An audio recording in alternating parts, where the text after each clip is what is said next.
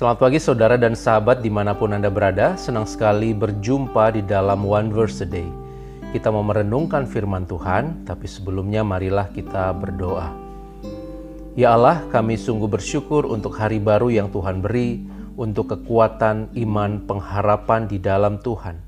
Kami mau belajar dan merenungkan firman-Mu hari ini. Biarlah Engkau hadir, melawat, dan menerangi kami semua. Terima kasih Bapa. Di dalam Kristus kami berdoa. Amin. Saudara, firman Tuhan hari ini dari Kisah Para Rasul 23 ayat 16. Akan tetapi, kemenakan Paulus, anak saudaranya perempuan, mendengar tentang penghadangan itu. Ia datang ke markas dan setelah diizinkan masuk, ia memberitahukannya kepada Paulus. Saudara, ayat bacaan kita hari ini merupakan bagian dari kisah dari rencana pembunuhan Paulus yang dilakukan oleh komplotan orang Yahudi. Dikatakan ada 40 orang.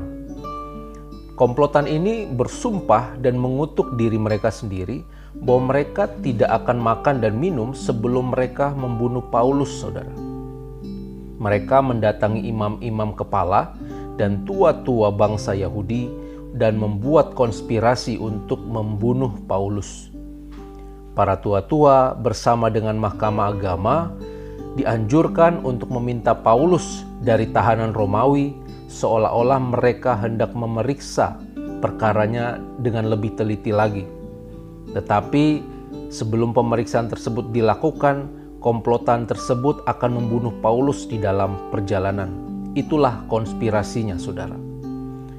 Akan tetapi kemenakan Paulus, anak saudara perempuan yang tadi, ini mendengar tentang rencana konspirasi tersebut.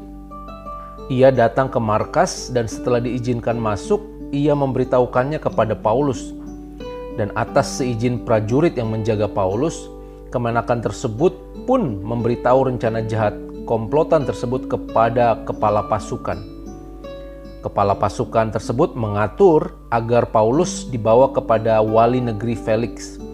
Kepala pasukan tersebut sebenarnya melihat bahwa tidak ada tuduhan bagi Paulus sehingga ia patut dihukum mati atau dipenjarakan. Sehingga ia pun menyerahkan kasus Paulus ini kepada wali negeri Felix. Singkat cerita saudara, pembunuhan Paulus yang direncanakan oleh 40 komplotan orang Yahudi tadi, ini pun menjadi urung. Kemenakan Paulus, prajurit penjaga, kepala pasukan, wali negeri Felix, dalam kisah yang kita baca ini adalah orang-orang yang Tuhan pakai untuk menolong Paulus terhindar dari keadaan yang buruk. Dan kalau kita baca di pasal berikutnya saudara, ketika Paulus menjalani proses hukumnya karena didakwa menista agama Yahudi, ketika ia memiliki kesempatan untuk melakukan pembelaan diri, diceritakan di situ bahwa Paulus dalam banyak kesempatan justru menceritakan dan mempersaksikan Injil Kristus. Saudara, Roma 8 ayat 28 berkata, "Kita tahu sekarang bahwa Allah turut bekerja dalam segala sesuatu untuk mendatangkan kebaikan bagi mereka yang mengasihi Dia, yaitu bagi mereka yang terpanggil sesuai dengan rencana Allah." Saudara, pada suatu hari di sebuah panti jompo yang dikelola oleh biarawati Little Sister of the Poor, suster dapur memberitahu suster pemimpin bahwa sudah tidak ada lagi persediaan makanan yang bisa disajikan untuk makan malam. Suster dapur berkata, "Suster, apakah saya harus membunyikan bel makan malam? Dan bila orang-orang jompo itu datang, apa yang harus kita lakukan?" "Pergilah dan berdoa," kata suster pemimpin. "Yakinlah bahwa Tuhan mengetahui keadaan kita. Tuhan tahu bahwa orang tua jompo kita itu membutuhkan makan malam. Bunyikanlah bel seperti biasa pada waktunya," jawab suster pemimpin itu. Lalu suster dapur itu pun pergi berdoa di kapel. Waktu berlalu dan pada waktu makan malam tiba, dia pun membunyikan bel dan menunggu dengan takut dan cemas. Saudara, ketika bel berbunyi, ada ketukan di depan pintu. Ia adalah utusan Tuhan yang membawa makanan kepada orang-orang jompo.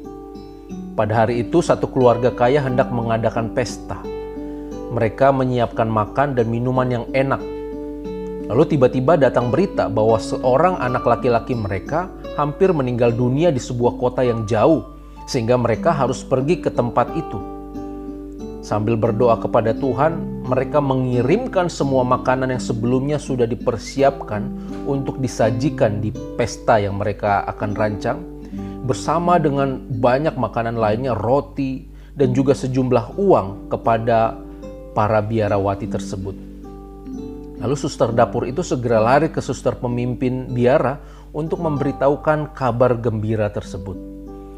Saudara yang terkasih, Allah dapat memakai segala sesuatu untuk merencanakan yang baik bagi orang yang percaya kepadanya. Dan kita pun, saya dan saudara, kehadiran kita di tengah-tengah dunia ini juga dapat menjadi alat Tuhan untuk merencanakan atau menyelenggarakan rencananya yang mulia. Semua itu dalam rangka mewujudkan kasih dan kebesaran Allah di tengah-tengah kehidupan ini. Melalui berbagai peristiwa yang terjadi, semakin banyak pikiran dan hati yang terbuka dan melihat bahwa Tuhan itu baik. Kasih setianya kekal selama-lamanya. Kiranya Roh Kudus menuntun dan menolong kita di dalam memenuhi panggilan Tuhan ini. Amin.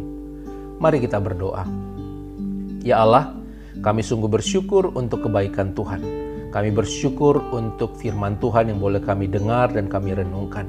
Hari ini kami diingatkan agar kami melihat di sana-sini bahwa Allah tidak pernah meninggalkan kami. Bahwa Tuhan menyelenggarakan kehidupan ini untuk membukakan mata kami.